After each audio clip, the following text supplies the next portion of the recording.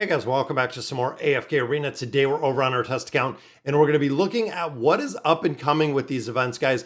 Now we do have a lot of events that are on the horizon, including the shop refreshes in there. But looking down the line, we have the Isle of Gold that is starting in conjunction with the Circus Tour and the Magician's Hat with the gift card. So that is going to be awesome. Mystic Starzone is what we're actually going to be looking at today. And then you can see, guys, we have the Nightmare Corridor, the Cursed Realm, the Treasure Scramble. We have the new Voyage of Wonder that is coming. The Temporal Rift is underway. The Misty Valley.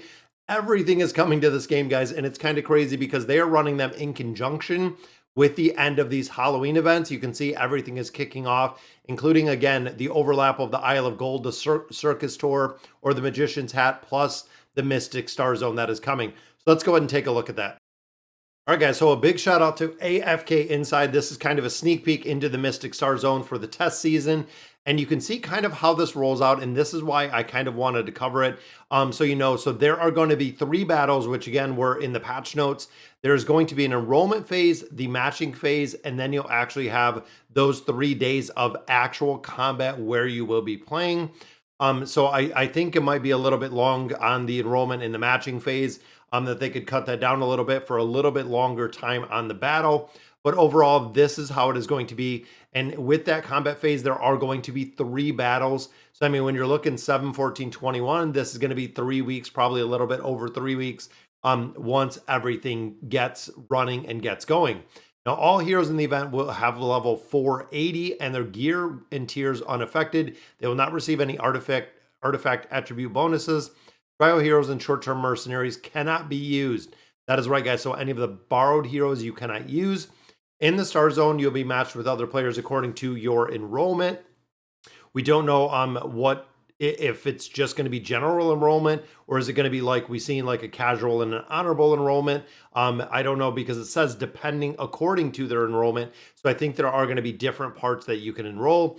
Every 70 players will form 1 militia, and 4 militias will battle each other on 1 map. So this is going to be a 4 militia battle. So it's kind of going to be a Royal Rumble.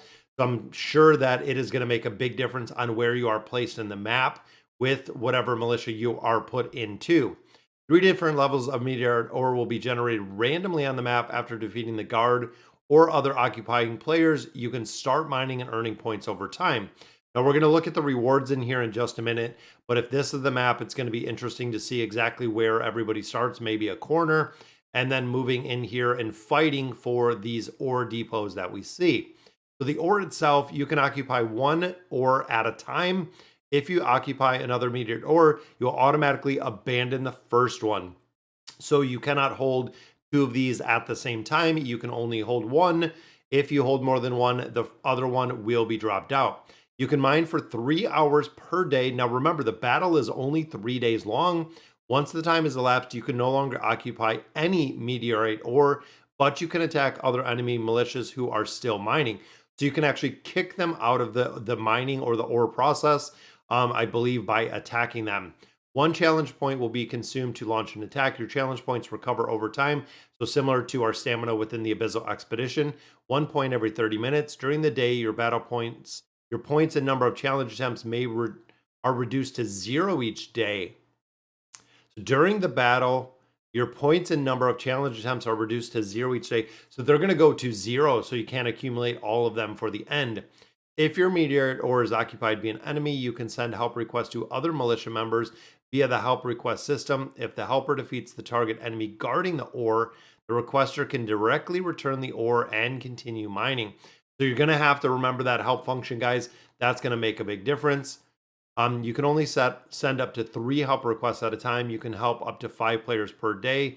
If you fail the help request reclaiming the meteor ore, the quota will not be deducted. Very cool. During the test season, the target attack by a helper will be temporarily unable to launch attacks while in the protected period.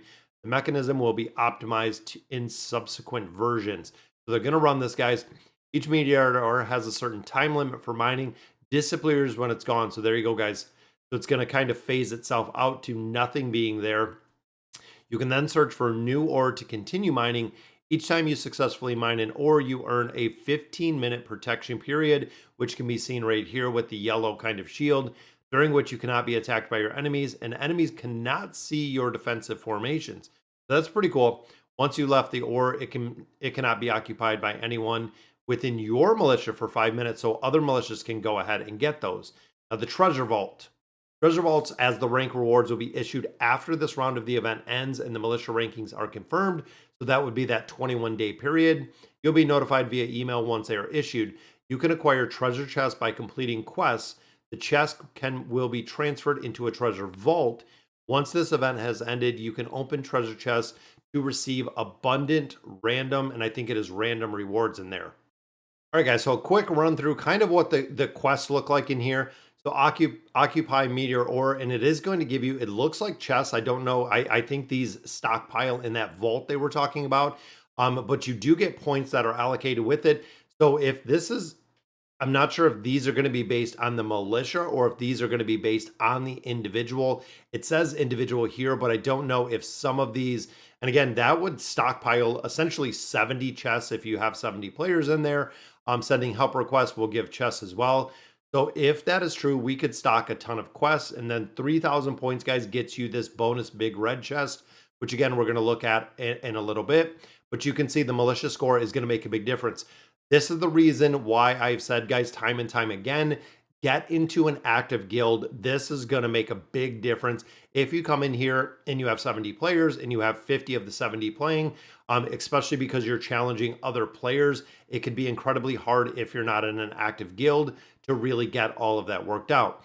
So defeat enemy players 30, 60, and 100, and then accumulate the meteorite, as you can see. So that's a lot of chests that we could bank in here. Then, of course, guys, the rewards continue. The Lords of Plains, grass, occupy ores in the grass, or occupy ores in the hills, the desert. So there are going to be the 3 regions that we've seen on that map.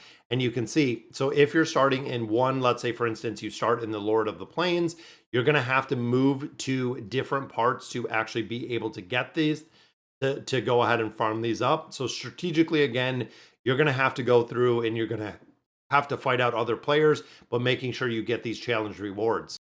And of course, what would it be without the ranked rewards? So you can see, guys, these are what the chests contain. So they do have poke coins, they do have twisted essence.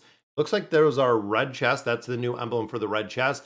But you can see the individual rewards for the title. So as you go through here and you level up, there are going to be 20 time emblems, 10 Stargazer scrolls, which is awesome. Essence, I'm not sure exactly the logic behind having the essence in there.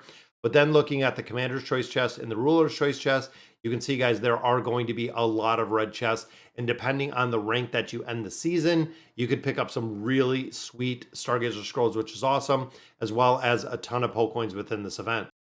But then, of course, the big icing on the cake, guys, is the ranks for the final militia rewards. As you can see, it is going to stockpile chests. The regular chests here are going to yield you a couple different resources in here. But the big news right here, guys, the Hero Choice chest and the Hero Fragment chest. So this is going to be kind of interesting, exactly how this is going to break it up. The premium chests, which are those red chests, can give you Hero Choice chests, Hero Fragment chests, time emblems. As you can see, guys, there's going to be a lot. We're going to have to get the details of these, but with them fragmenting the Awakened Heroes, and these are all of our second season or the version 2 of the Awakened Heroes that you could actually choose from. That would be amazing. The Hero Choice chest, of course, giving you a full copy of an Awakened Hero, and then this one possibly giving you the fragments so you can actually build them up. Don't know how many fragments or where you're going to get the additional fragments, but that could be really cool to get some Awakened Heroes out of here. So only time will tell, guys, exactly what we're going to get and how we're going to get these out of here. But that'll do it for today's video. Let me know in the comments what you guys think, and as always, thank you guys for watching.